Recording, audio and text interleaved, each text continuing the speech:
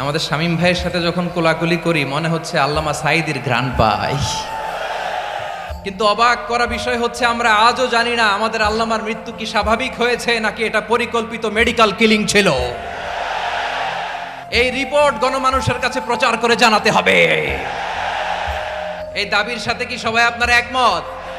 কারা কারা একমত হাত তুলে দেখান। হযরতুল আল্লাম শহীদ মরহুম আল্লামা দেলওয়ার হোসেন সাঈদী রাহিমাহুল্লাহ, ওনার স্মৃতি বিজড়িত আজকের এই ঐতিহাসিক প্যারেড ময়দানের তাফসিরুল কোরআনের প্রোগ্রামে সব আছে। স্টেজ আছে, শ্রোতা আছে, প্যান্ডেল আছে, মিডিয়া কাভারেজ আছে, কিন্তু আমাদের কলিজার টুকটাটা আমাদের মাঝে নাই। আজকের এই প্রোগ্রামে আলোচক হয়ে এই চেয়ারে আমি না বসে ওই শ্রোতাদের কাতারে বসে যদি আমাদের আল্লামার নুরানি চেহারার দিকে তাকিয়ে ওয়াজ শুনতে পারতাম, আমাদের হৃদয়টা ঠান্ডা হয়ে যেত, আমাদের তৃষ্ণার্ত হৃদয় শান্ত হতো। সব আজকে আছে, কি যেন নাই, ঠিক কিনা বলেন? আল্লাহ তাআলা প্রতি 100 বছরে একজন মুজাদ্দিদ পাঠায়, প্রতি 100 বছরে একজন মুজাদ্দিদ, যিনি সমাজকে সংস্কার করেন। আল্লামা দেলওয়ার হোসেন সাঈদী রাহিমাহুল্লাহ ছিলেন তেমন একজন মুজাদ্দিদ। চিৎকার করে বলেন ঠিক কিনা?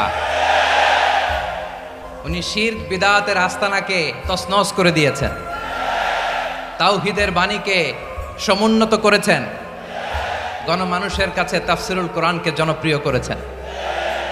আজীবন আজীবন তিনি ইসলামকে বিজয়ী শক্তি হিসেবে দেখার স্বপ্ন দেখতেন।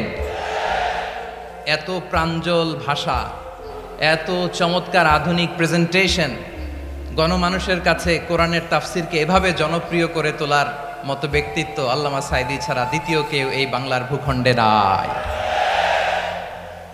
এই যে তাফসিরুল কোরআন, এই যে টার্মিনোলজি, এই টার্মটাই উনি আসলে জনপ্রিয় করেছেন। আমরা আগে জানতাম না যে এভাবে তাফসির করা যায়, এভাবে scientific indications of the Holi কোরআনকে মানুষের কাছে পেশ করা যায়, এভাবে এত জীবন ঘনিষ্ঠ করে, এত ইন্টারেক্টিভ করে কোরআনের কথাগুলো মানুষের কাছে উপস্থাপন করা যায়।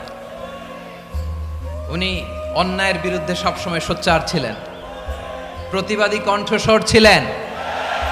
ওনার আলোচনা শুনলে দেহের রক্ত টকবক করে ফুটতে থাকতো। আল্লাহু আকবার, আল্লাহু আকবার, আল্লাহু আকবার। He was a strong mouthpiece of Islamic revivalism. Islamic জাগরণের স্ট্রং মাউথপিস ছিলেন আল্লামা সাঈদী রাহিমাহুল্লাহ।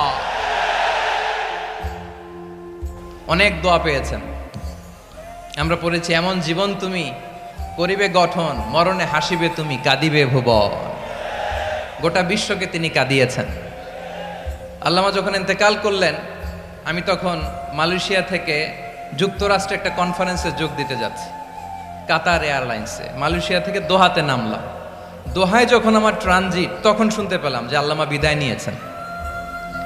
সোশ্যাল মিডিয়ায় শুনে বিশ্বাস করতে পারলাম না। মুহূর্তের মধ্যেই মাসুদ সাঈদী ভাইকে মেসেজ করলাম, উনি কোনো উত্তর দিতে পারলেন না। মাসুদ ভাইয়ের সাথে যখন কোলাকুলি করি, আমাদের শামীম ভাইয়ের সাথে যখন কোলাকুলি করি, মনে হচ্ছে আল্লামা সাঈদীর ঘ্রাণ পাই। শরীরটা লিটারালি কাঁপছিল, নিজেকে মানাতে পারছিলাম না, বিশ্বাস করতে পারছিলাম যে আসলে আল্লামা বিদায় নিয়েছেন। ইন দ্য মিন টাইম আমার সেকেন্ড ফ্লাইট দোহা টু নিউ ইয়র্ক, 12 ঘন্টার ফ্লাইটে উঠলাম, ইন্টারনেট থেকে বিচ্ছিন্ন হলাম। নামার পরে শুনলাম আল্লাহু আকবার, যেখানে ওনাকে কবরস্থ করার কথা ছিল সেখানেও কবর দিতে দেয়া হয় নাই। ছবিগুলো দেখতে লাগলাম, হাসিমাখা মুখ, হাসিমাখা নিথর দেহটা, মরণে হাসিবে তুমি, কাঁদিবে ভুবন। From east to west, from north to south, the entire globe, গোটা বিশ্ব ওনার জন্য কেঁদেছে, গোটা বিশ্ব কেঁদেছে। কাবার গিলাফ ধরে ধরে মানুষ চিৎকার করেছে। এর চেয়ে শ্রেষ্ঠ মৃত্যুকার হতে পারে? আমাদের আল্লামার আর কি পাওয়ার ছিল বলেন? আর কি পাওয়ার ছিল? কুল্লু নাফসিন যায়িকাতুল মাউত, যারাই দুনিয়াতে আসবে তারা ইন্তেকাল করবে, এটা আমরা মেনে নেই, এটা আমরা জানি। কিন্তু অবাক করা বিষয় হচ্ছে আমরা আজও জানি না আমাদের আল্লামার মৃত্যু কি স্বাভাবিক হয়েছে নাকি এটা পরিকল্পিত মেডিকেল কিলিং ছিল। এটা যে পরিকল্পিত মেডিকেল কিলিং ছিল, এটা ধারণা করার পেছনে অনেক কারণ আছে। তিনি আধিপত্যবাদের বিরুদ্ধে সোচ্চার ছিলেন, ফ্যাসিবাদের বিরুদ্ধে সোচ্চার ছিলেন, রাজনৈতিক প্রতিহিংসার শিকার ছিলেন। এজন্য এটা মেডিকেল কিলিং হতে পারে এ ধারণা আমরা করতেই পারি। আওয়াজ করে বলেন ঠিক কি না? যেই সময়টা আমরা কাটাচ্ছি, এত সুন্দর সময় বাংলাদেশ আর পাবে না। আমাদের জন্মের পর থেকে এরকম চমৎকার সময় আমরা পাই নাই। এটাই আসল সময়। আমরা ইন্টারিম গভর্নমেন্টের কাছে দাবি জানাই, উচ্চতর তদন্ত কমিটি করে এটা কি হত্যাকাণ্ড ছিল নাকি স্বাভাবিক মৃত্যু ছিল, এই রিপোর্ট গণমানুষের কাছে প্রচার করে জানাতে হবে। এই দাবির সাথে কি সবাই আপনারা একমত? কারা কারা একমত হাত তুলে দেখান।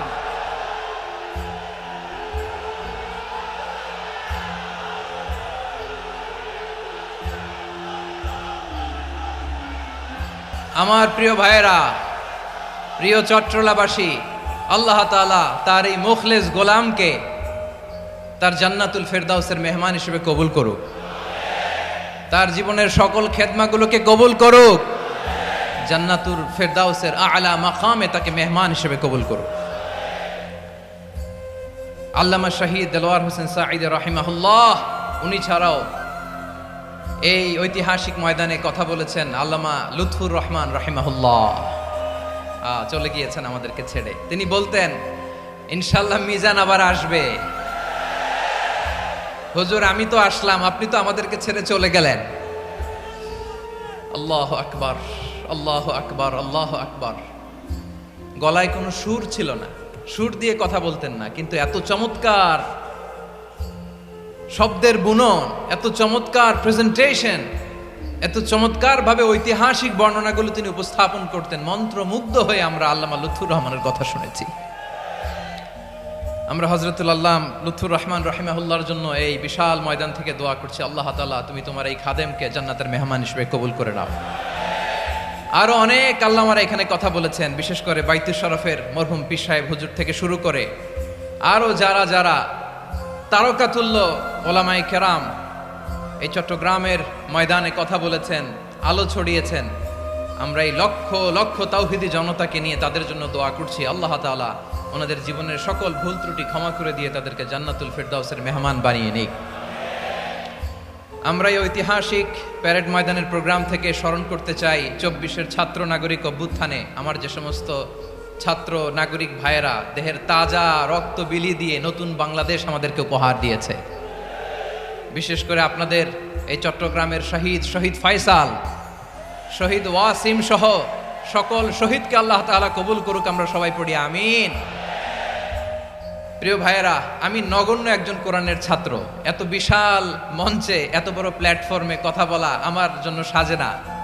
তারপরও আমাদের মুরব্বীরা আমাদের ডানে বায়ে বসে আছেন, ওনাদের আদেশ ক্রমে, ওনাদের অনুমতি ক্রমে কিছু কথা আজকের এই ঐতিহাসিক প্রোগ্রামে আপনাদের সামনে উপস্থাপন করার চেষ্টা করব। ওমা তৌফিক ইল্লা বিল্লাহ। প্রিয় ভাইয়েরা, 5 দিন ব্যাপী এই তাফসিরুল কোরআনের প্রোগ্রামে অনেক ওলামা হযরত কথা বলেছেন। যারা কোরআন সুন্নাহ থেকে আমাদেরকে কোরআনের কথাগুলো শোনালেন, আমরা যেন সেগুলো আমল করতে পারি, আল্লাহ আমাদেরকে তৌফিক দান করুক। শুরুতে আমাদের নিয়তটাকে খালেস করে নেওয়া দরকার। এই যে গ্যাদারিং, এই যে হিউজ শোডাউন, এগুলো যদি আমাদের নিজেদেরকে পরিবর্তন না করে তাহলে এতে কোনো লাভ নাই। জোরে বলেন ঠিক কিনা? এই প্রোগ্রাম যদি আমাদের জীবনকে পরিবর্তন করে, আমাদের চিন্তার ডিএনএ কে চেঞ্জ করে দেয়, তাহলেই চট্টগ্রামের প্যারেড ময়দান সার্থক। আসুন আমরা চিন্তাকে খালেস করে নেই। আমরা সবাই নিয়ত করি যে যতটুকু কথা আমরা কোরআনের আলোকে শুনবো, আমলের নিয়তে শুনবো ইনশাআল্লাহ। বলেন সবাই।